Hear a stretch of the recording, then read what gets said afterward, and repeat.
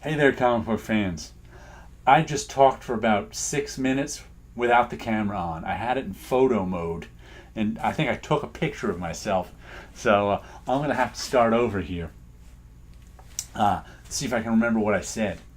But for the first time since I've been making these videos, I had nothing on my pull list. Not a comic. I went in there was nothing for me. I wasn't.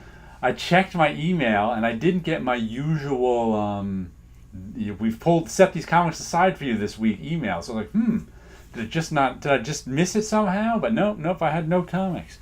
So I picked 4 comics, number ones, off the shelf that I had not been able to. I haven't got any new number ones in a while. Just haven't had the budget, so I picked an Aftershock number one. And this one I got good reviews. I saw a few people online talk about this one. Who does it?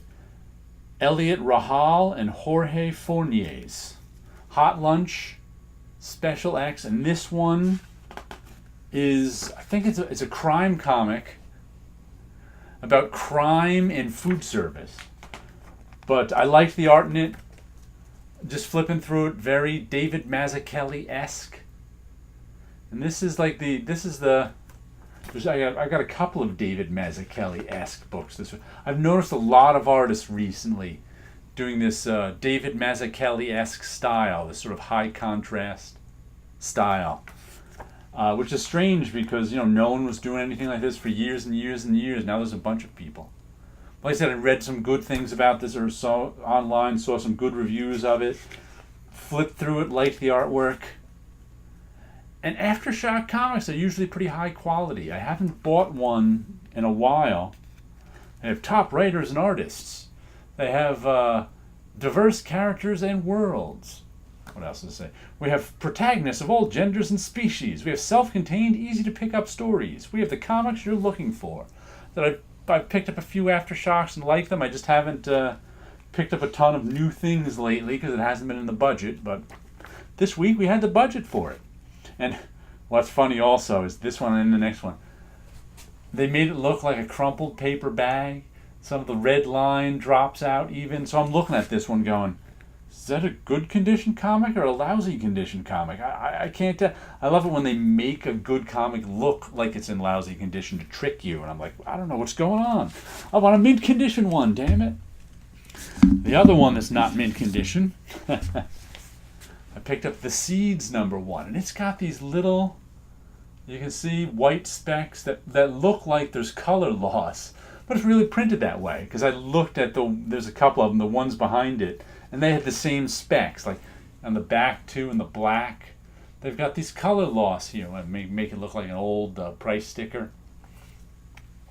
They've got color loss, but that's the design. So it's just kind of confused me as I was looking at it. But this is by Ann Nocenti writes it, and David Aja draws it. I've heard that pronounced Aja and Aha, so I'm not sure which it is, but I've heard it pronounced Aha the most, so I'm going with Aha. But that's some nice artwork.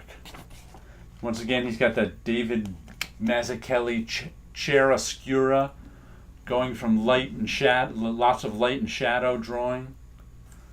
Lots of 9-panel grid going on.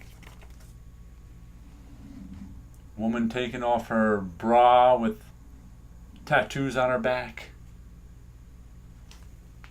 That looks like a photo. I don't know what. He's probably using photo reference for some of this, but he's really pumping up the light and shade in the photos. Notice he's also using black, white, a middle gray, and zipatones are his only colors.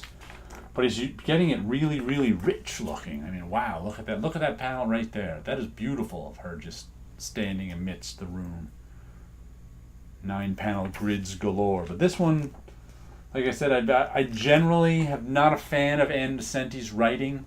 Haven't read her writing in 20 years, so who knows. But this artwork is really, really stunning. So I thought it would make a good pickup in my week here where I had nothing on my pull list. And for number 3, we got Britannia, the Lost Eagle of Rome. issue number 1. I bought the first 2 miniseries of this, but I didn't pick this one up because Juan Jose Rip isn't on the art anymore.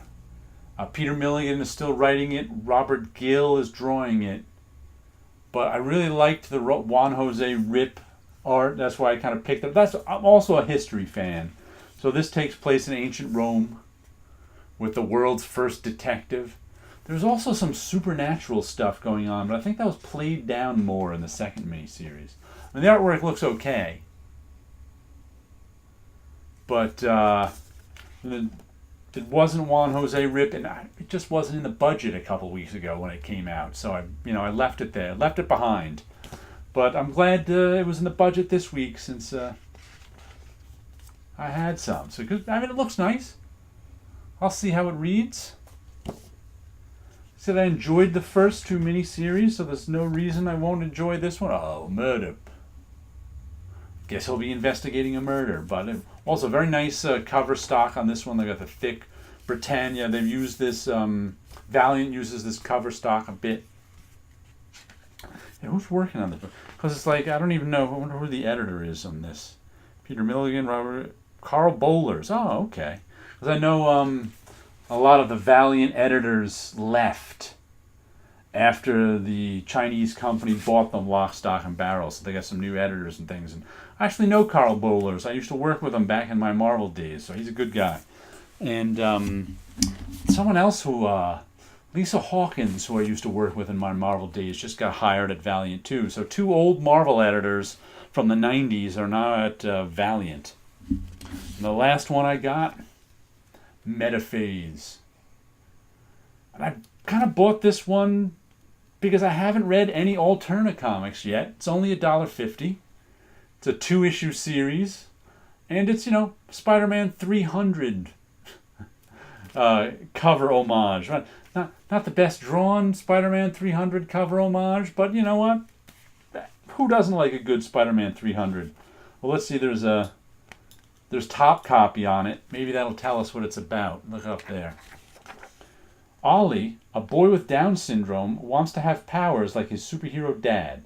His unique genetic makeup holds the key for something great. Will Ollie get his wish? Alterna Comics presents Metaphase. Once again, 2 issues. I have no idea what it's about. Not the greatest looking art I've ever seen. But for $1.50 on an off week with a Spider-Man 300 homage cover, I'll give it a chance. This one's been sitting around the store for a while too, but like I said, the Spider-Man 300 cover always caught my eye, but I never bothered to pick it up, but because I always had books. But now we'll give it a look this week. Metaphase, Britannia, The Seeds, and Hot Lunch Special. All right, we got some interesting reading to go on. And before we sign off, we'll give you a little look at some artwork. I worked on another large one here, and this one came out a little creepy. I just finished this one last night. I've been enjoying working this size again for the first time in years because it's just so fun to work big, and since I've been working I'm using my busted brush technique. That's this texture up here I've been working on, which I don't think I ever did on one of these before because I developed the technique after I stopped doing these. So lots of spooky eyes and faces looking at us. So once again, working with the textures, working with the black and white. This is all marker and India ink. Like I said, these. First, I go in. If you check out my Instagram, you can see this one in progress too. First, I go in and marker a lot of the curves and edges with, and then I come in with a brush and fill in blacks and go over all stuff and add textures and things. But yeah, there's another big one I'm going to put on a show. I'm going to pull out I did like 10 or 12 of these 4 or 5 years ago that I'll have to bring out and show off someday. But okay, enough video for now. You guys all have a good week out there.